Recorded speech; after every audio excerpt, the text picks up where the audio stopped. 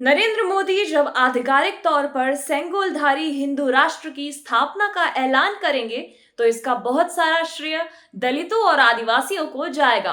क्योंकि जब देश की संवैधानिक व्यवस्था बदलने का काम चल रहा है तो दलित और आदिवासी लोगों को जिम्मेदारी दी जा रही है। चाहे राष्ट्रपति द्रौपदी मुर्मू हो या पूर्व राष्ट्रपति रामनाथ कोविंद, नरेंद्र मोदी दलितों और आदिवासियों का पूरा ख्याल रखते हैं। आखिर गांधी और नेहरू ने ही तो बाबा साहेब अंबेडकर को संविधान लिखने की भूमिका दी।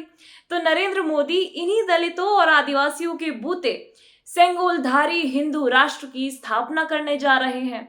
इस हिंदू राष्ट्र में दलितों और पिछड़ों की हालत शूद्रों जैसी होगी। न पढ़ाई का अधिकार होगा, न सम्मान के साथ जीने का। मध्य प्रदेश की वो घटना याद रखिए जहां एक आदिवासी के चेहरे पर भाजपाई ने पेशाब किया था। नमस्कार, मैं हूं शिखा यादव। आप देख रहे हैं एन एक्सप्लेनर। अब देखिए, बहुत दिनों से नरेंद्र मोदी की शिकायत थी कि देश में बार बार चुनाव हो रहे हैं, इसलिए सरकार को मुश्किलें हो रही हैं।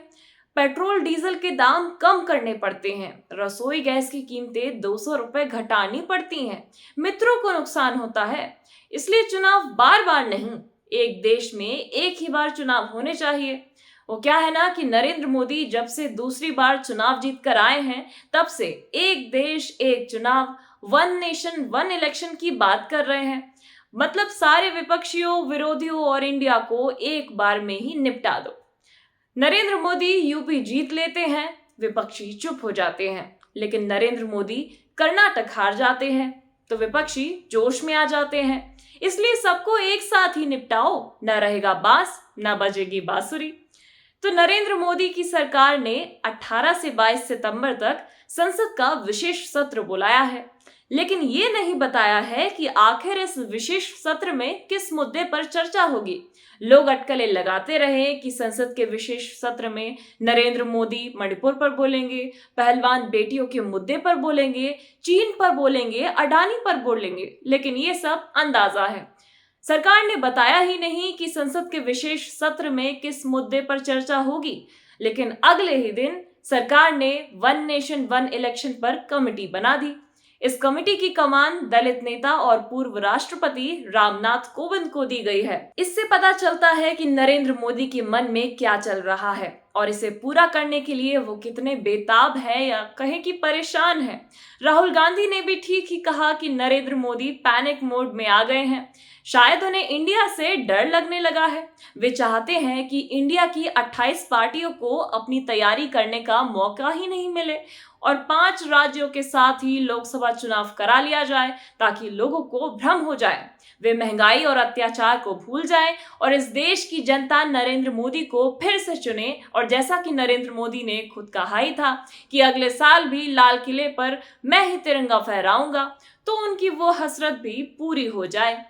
लेकिन अब इस देश के बहुजनों को सोचना होगा कि ये द्रौपदी मुर्मू और रामनाथ कोविंद जैसे आदिवासियों और पिछड़ों को आगे करके नरेंद्र मोदी जो करना चाहते हैं, देश के दलित पिछड़े उनका साथ नहीं देंगे। उन्हें ये तय करना होगा कि बाबा साहेब के संविधान की लाश पर हिंदू राष्ट्र नहीं बनने देंगे। लेकिन क्या देश के दलित पिछड़े तैयार हैं? ये बड़ा सवाल है। याद रखिए, अगर नरेंद्र मोदी तीसरी बार जीतकर आते हैं तो सबसे बड़ा खतरा बाबा साहेब के रचित संविधान को है। नरेंद्र मोदी के खासम खास विवेक देबरॉय ने अखबार में लेख लिखकर नए संविधान की मांग कर डाली, तो दलित और पिछड़ों को सोचना होगा कि नरेंद्र मोदी की तानाशाही चाहती क्या है।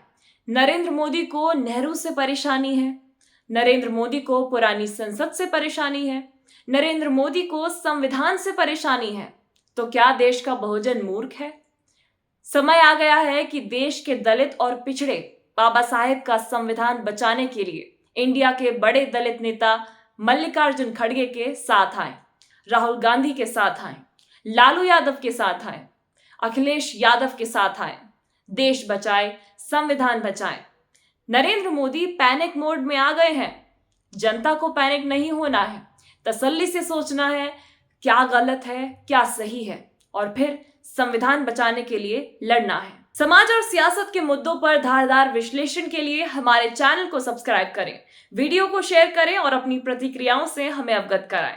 अगर आप ये वीडियो फेसबुक पर देख रहे हैं तो हमारे चैनल को लाइक करें, फॉलो करें और अपने दोस्तों के साथ शेयर करें। आप सबका शुक्रिया। नमस्कार।